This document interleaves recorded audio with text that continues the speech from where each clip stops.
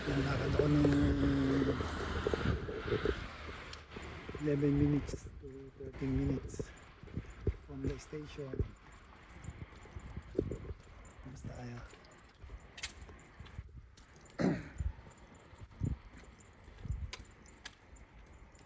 yung matagal-tagal din ako hindi nakapag upload ng video dito. Basta po yung mga kababayan ko, maraming salamat po sa mga nagko-comment at nanonood ng aking content. Kamusta na po yung buhay-buhay ngayon? Kamusta na po yung Pilipinas? Medyo matagal na rin ako hindi nakaka-uwi, almost 3 years na ako hindi nakaka-uwi. Bukod magkasakit ako, then isa pa may pangako ako sa sarili ko kasi may cargo pa ako sa kapatid ko. So, hindi ako makaka-uwi hanggang hindi ko matapos yung ano ko sa kanya. Yun ang ano ko sa sarili ko, konti lang naman.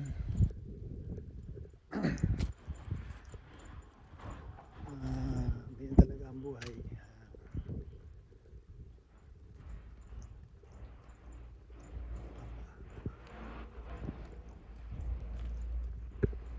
Yan, dito ako.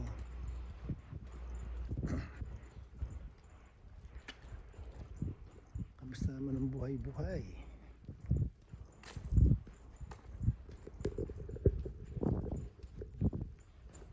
Okay, sarap maaga akong matutulog ngayon.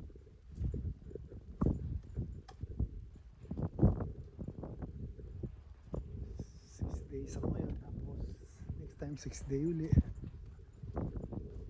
Diretso, kaya medyo pagod talaga.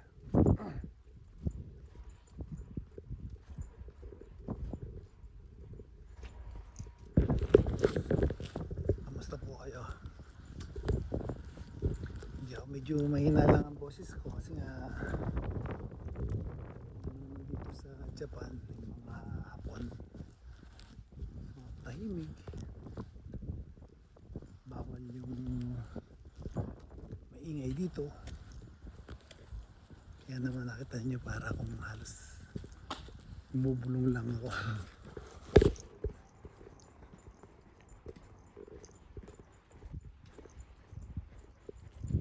Ayan, sana po yung mga hindi pa naka-subscribe, pa-subscribe naman dyan mga idol.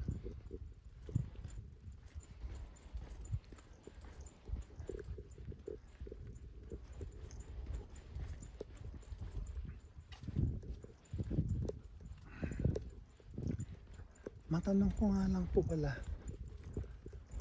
kamusta na ba? Sino ba yung malakas? Sino ba yung possible na pwedeng maging presidente ng Pilipinas? Sino ba yung medyo malakas na makakalaban ni Sara? Meron bang makakatapat si Sara? Basta ako,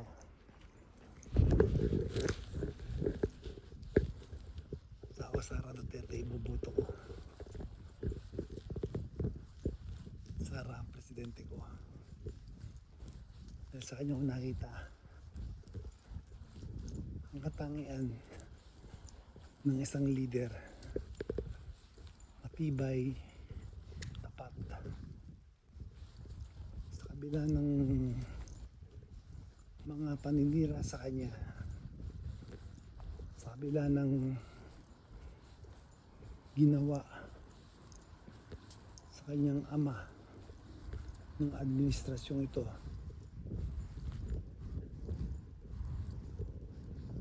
Andiyan pa rin siya, nakita ko yung tatag, paninindigan niya para makatulong.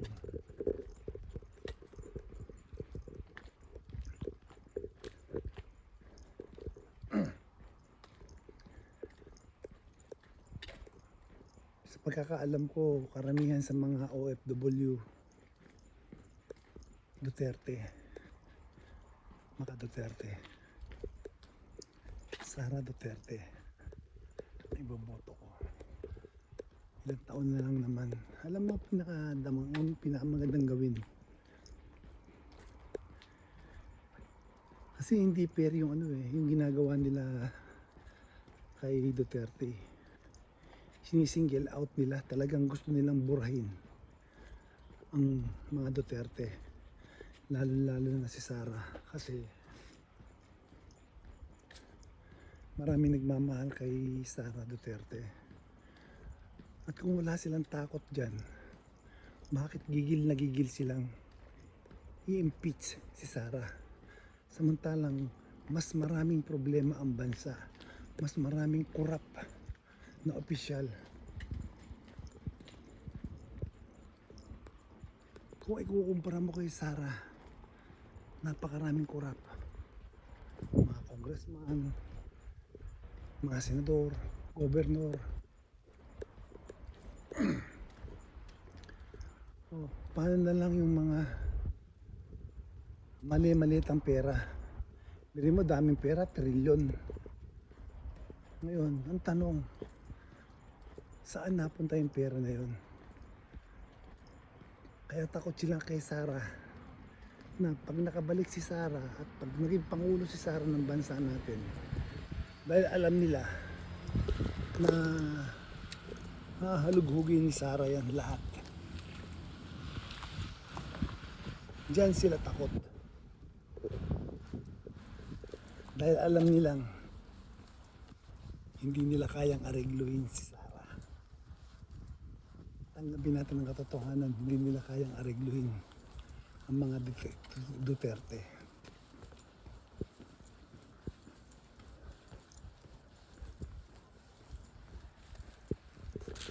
Brino, 255 na congressman bumoto pabor sa impeachment ni Sara Duterte.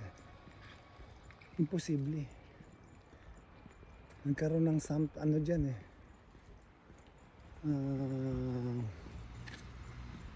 possible na gapangan. Kasi sigurado ka bang kinuha nila yung gusto ng mga nasasakupan nila?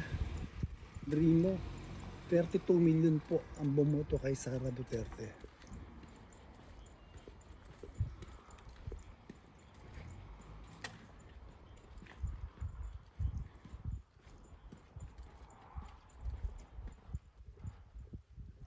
Sinangguni ba ninyo yung mga nasasakupan ninyo?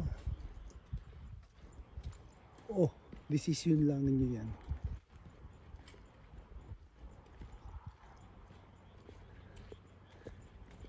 Kaya yung mga bumoto, yun ang malaki ninyong pagkakamali.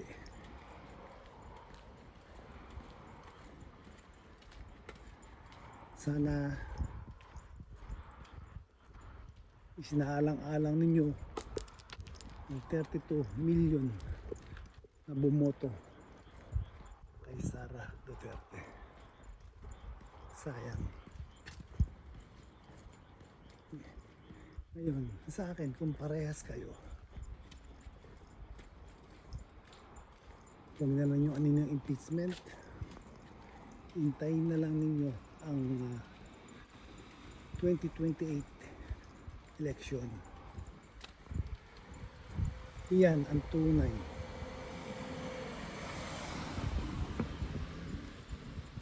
na demokrasya.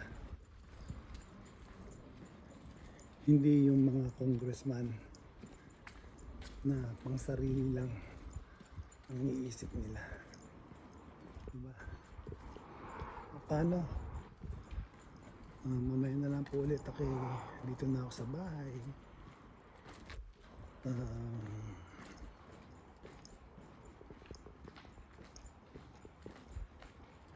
Gutom ako.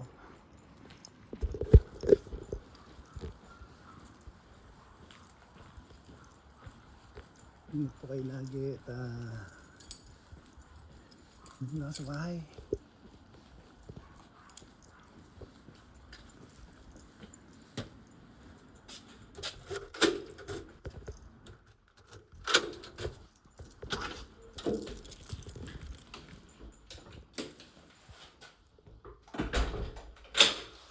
Oh, kamusta kayo mga idol? Pasensya na ha.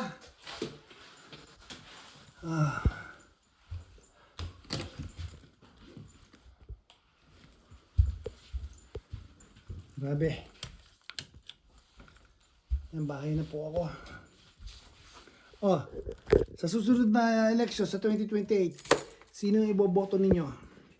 Basta ako, Sara Duterte ko. Duterte yung iboboto ko.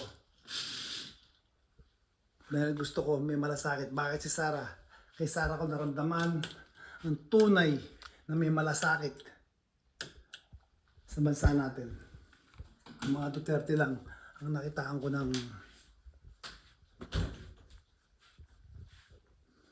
may tapang, may malasakit. O paano? Mamaya na lang muna. Kakain muna ako. Salamat po. God bless you all.